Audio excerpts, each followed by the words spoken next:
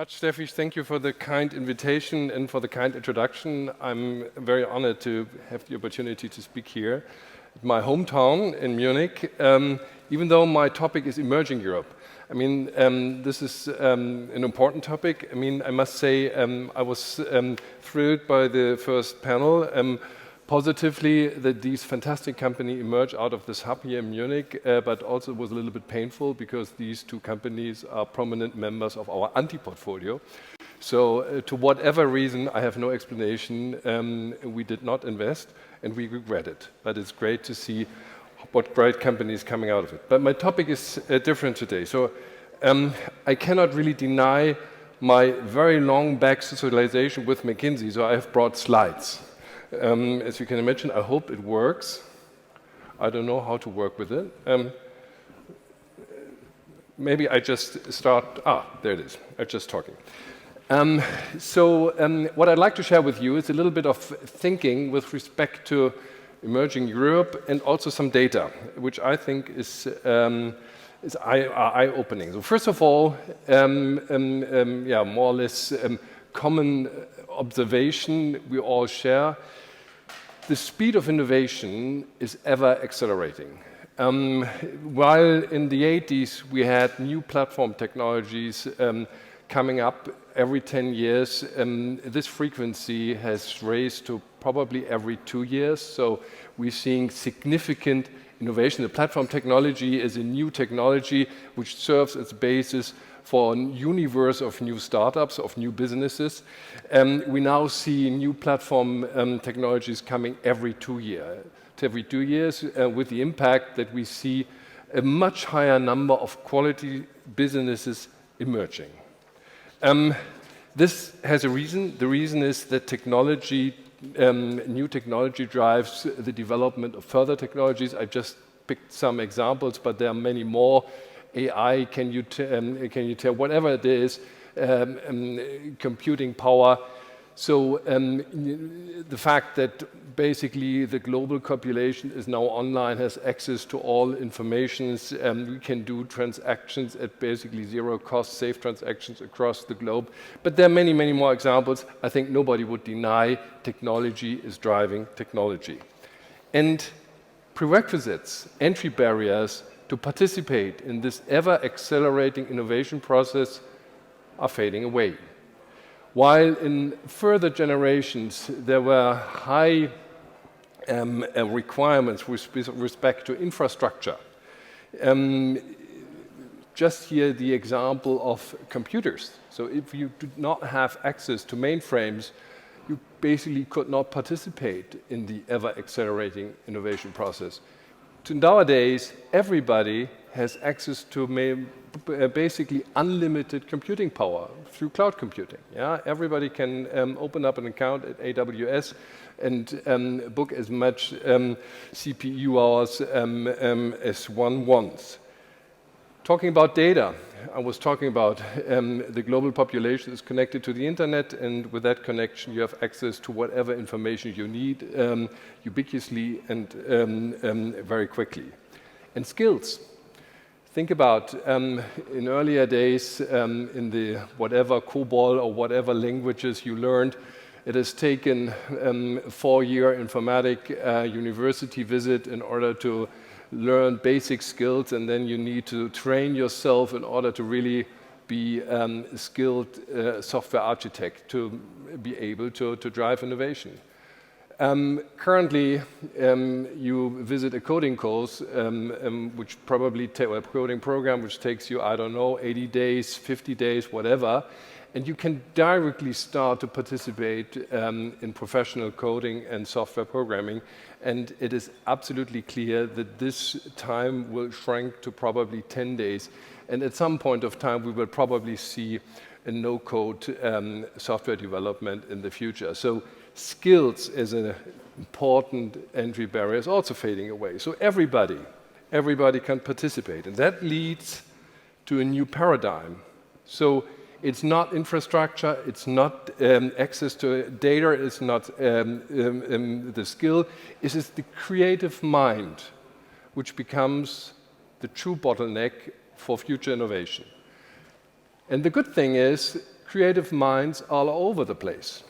They're not limited to the relatively small community of the R&D staff of the MSCI global companies. Give you an impression, yeah, there are 1.9 million people working in R&D and global MSCI companies, as opposed to 56 million currently storing code on GitHub.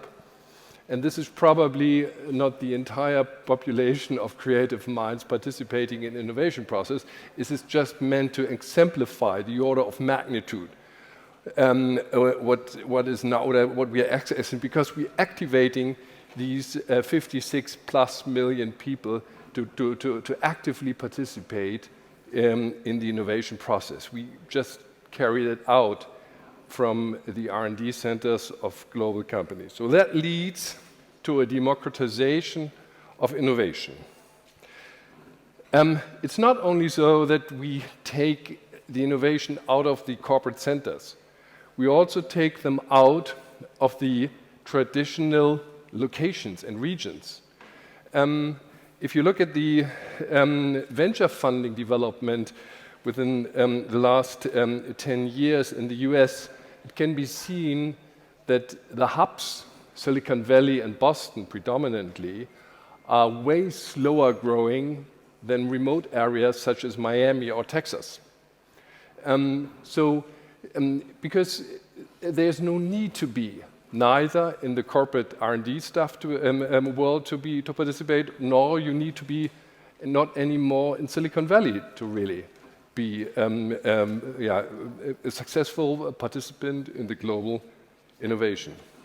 Or look at Europe, quite an impressive number in my eyes. In 2011, we had just 3 European cities which have created a tech unicorn.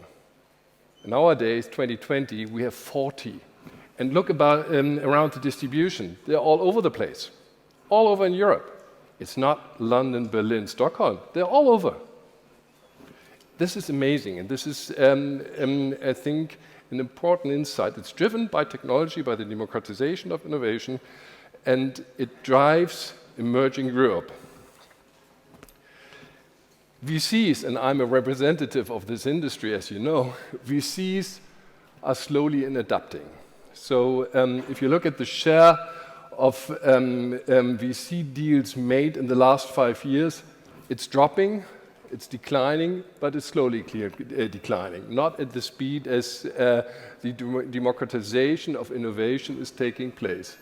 On the right-hand side, you see what's happened in our funds.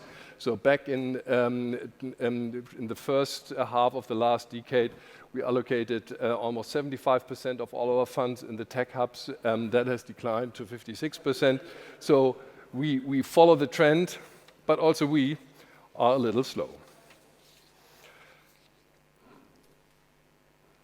The interesting thing is that the potential is somewhere else. If we're looking at in the capital invested, 52% in the main tech hubs, these main tech hubs stand only for 15% of professional developers, or of the innovation, of the potential of creative minds. So we investing as a VC industry 50% of our money in areas where we only find 15% of the creative minds. That cannot be right in my eyes, and we need to adapt. Another interesting analysis in my eyes is to see not every creative mind is alike. There are different creative minds. There are creative minds who are more deep tech oriented, and there are creative minds which are more business oriented. I don't want to judge those. However, it becomes very clear that within the top 10 deep tech centers, there are only 2 of the traditional tech hubs in Europe, and they are not first ranked. So the share of deep tech founders remotely outside of the traditional VC tech hubs is significantly higher. Just as an example, you look at Bucharest, yeah, this is leading the league with 52%. And you may or may not know, we funded back in 2015 a tech founder, Daniel Dines, out of Bucharest, and he founded UiPath. UiPath went public just 2 months ago and is now valued at 35 billion. That has been the most successful value generation out of a European tech innovation ever. He did not come out of London, Berlin, Stockholm, wherever. He came out of Bucharest. And as an additional information, if I look at our most recent fund generation, the emerging star in our most recent fund generation is neither from London, Berlin, Stockholm, or Munich.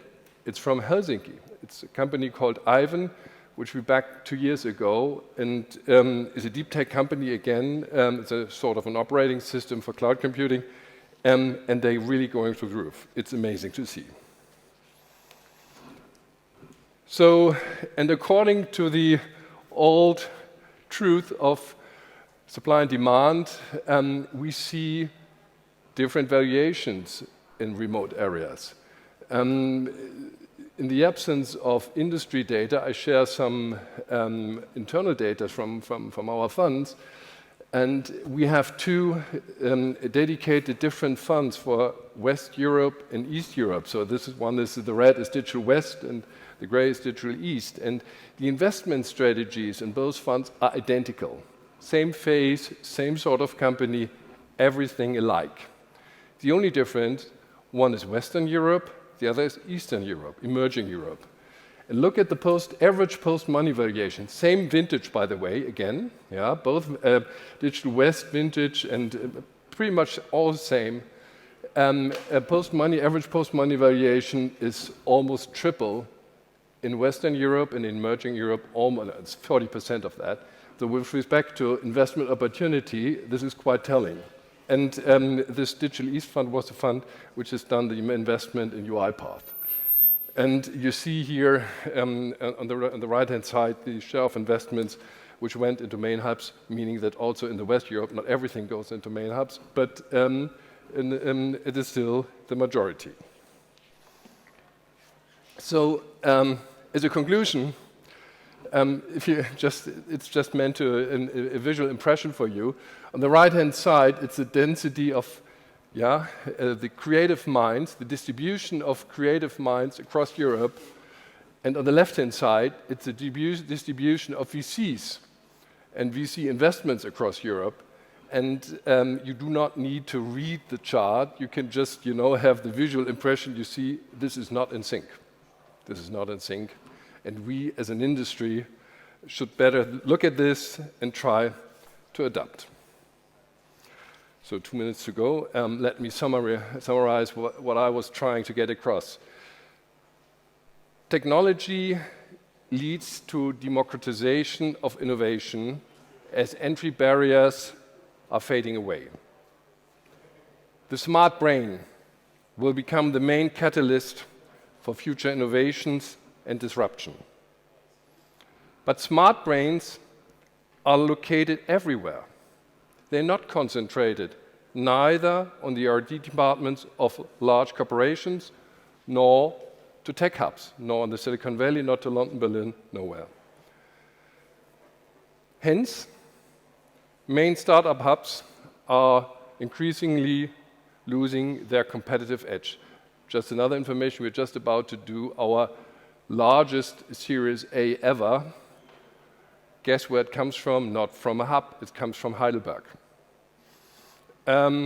So I think we as a VC industry have to adapt to this paradigm shift, and we should look for decentralized structures, probably smaller office, more distributed offices,